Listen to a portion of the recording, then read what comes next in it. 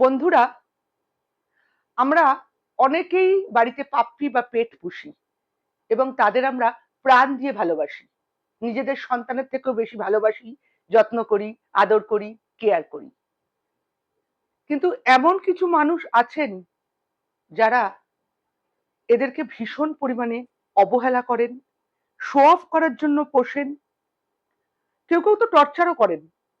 যেমন গরমের মধ্যে বারান্দায় বেঁধে রাখা, প্রপারলি বা টাইমলি খেতে না দেওয়া, একটু বয়স হলে রাস্তায় ছেড়ে দেওয়া। আমার অনুরোধ, প্লিজ, যদি ভালোবাসতে না পারেন, মেনটেন করতে না পারেন, তাহলে এদের পুষবেন না। বাড়িতে দামি ফার্নিচার আনুন, বাট শো অফ করবেন না।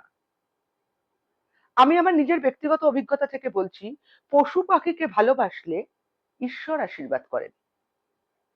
কয়েক বছর আগে আমি জানি তো রোজ কাক খাওয়াই, তো একজন তার তীব্র বিরোধিতা করে, কিন্তু দুর্ভাগ্যবশত তাকে এই অ্যাপার্টমেন্ট ছেড়ে চলে যেতে হয়।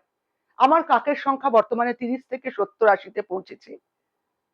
আর সেই ভদ্রলোক মৃত্যুকালীন সময় তার আত্মীয়দের বলেছিলেন তার সেদিনকে ওই কাকেদের না খাওয়ানোর সিদ্ধান্ত খুব ভুল ছিল। যাই হোক, আহ মৃত্যুকালীন সময় তার এই রিয়েলাইজেশনটা হয়েছিল। আপনাদের কাছে অনুরোধ, যারা পশু পাখি পুষে টর্চার করেন, তাদের ঠিকমতো কেয়ার করেন না, তারা পুষবেন না। কে বলেছে আপনাকে শো অফ করে দেখাতে যে আপনার এই আছে, ওই আছে, সেই আছে, এই ডগ পুষেছেন, ওই ট্রেনার রেখেছেন, যদি ভালোবাসাই দিতে না পারেন? অনেক কিছু কেনার আছে, দামি গাড়ি আছে, ফার্নিচার আছে, আপনার সাধ্য সুবিধা মতো আপনি কিনে নিন।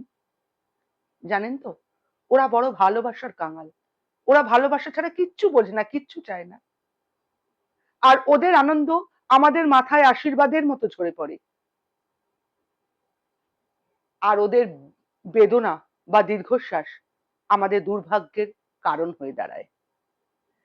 তাই আপনাদের অনুরোধ, দয়া করে শো অফ করবেন না।